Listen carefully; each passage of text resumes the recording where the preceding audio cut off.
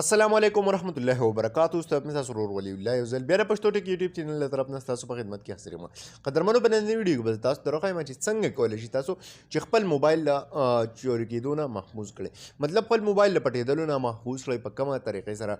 که تاسو کتلی وي تاسو چېرته په رش کې روانې او ستاسو نه موبایل چېرته کې ارتاو شي او ستاسو موبایل څوک رالي نو ستاسو موبایل به تاسو ته په خپله اواز کوي غږ به درته شروع کړي چې ستاسو موبایل پټېدو کوشش روان دی. همدغه شان به بل ځای کې ستاسو نه چېرته موبایل خو خوشي نو تاسو خپل موبایل پیدا کولی شئ د پټېدو نه محفوظولی شئ. نو ملګرو ویډیو تر اخره پورې وګورئ.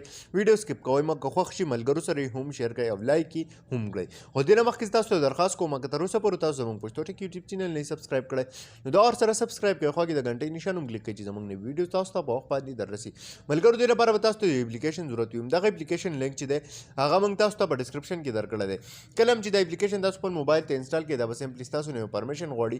ټیک ده دې له به تاسو پرمیشن ورکړئ. بیا به دا تاسو نه څه غواړي دې کې تاسو کولی شئ خپله ژبې سلیکټ کولی شئ. مطلب اردو انګلیش کومه ژبه چې هم ستاسو پوهېږئ هغه به تاسو سلیکټ کړئ.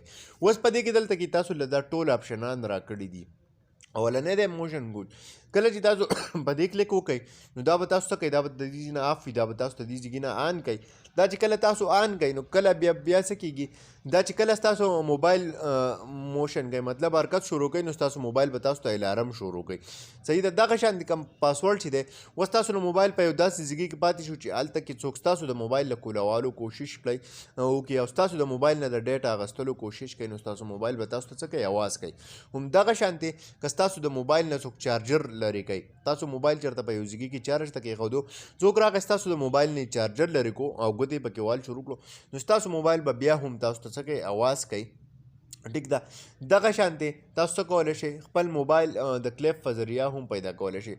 مطلب تاسو نه په یو ځای کې چېرته موبایل پاتې شي ټیک ده او اوس تاسو ته پته نه چې زما موبایل چېرته کې دی صرف خپل لاس دوه یو بل راواچوئ نو ستاسو موبایل به تاسو ته الارم سټارټ کړي. ستاسو موبایل به تاسو ته خپل ځای په خپله دروښایي.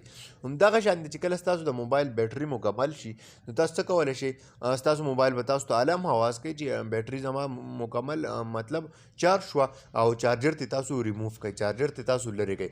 نو دې فایده څه ده ستاسو موبایل یو خو د پټېدو نه محفوظ شو. بله فایده یې دا ده چې ستاسو د موبایل چې کومه بیټري ده هغه بیټري چې ده هغه د خرابېدو نه هم محفوظه شوه. دغه شانتې تاسو څه کولی شئ دلته کې تاسو اوس وګورئ دلته کې تاسو لیبر راکړی دی چوري کې روکتام. ټیک ده. کله چې تاسو په دې بټن باندې کلیک وکړئ دا تاسو آن کړو د دې ځای نه بیا دا اف تاسو بند کړو. اوس چې کله هم ستاسو موبایل ته څوک لاس وړي ستاسو موبایل به تاسو ته الارم سټارټ کوي. زه یې ځکه نه آن کوم چې زه یې کله م آن کړم نو بیا زما اواز چې دی هغه نه ریکارډ کېږي. نو ملګرو ډېر د کار اپلیکیشن دی. امید لرم چې ویډیو به م خوښه شوي وي. که خوښه شوي وي لایک یې کړئ چینل سبسکرایبول مه هېروئ. ملګرو سره یې شیر کړئ. تر بلې ویډیو د خپل ځان ډېر زیات خیال ساتئ. د خدای په امان.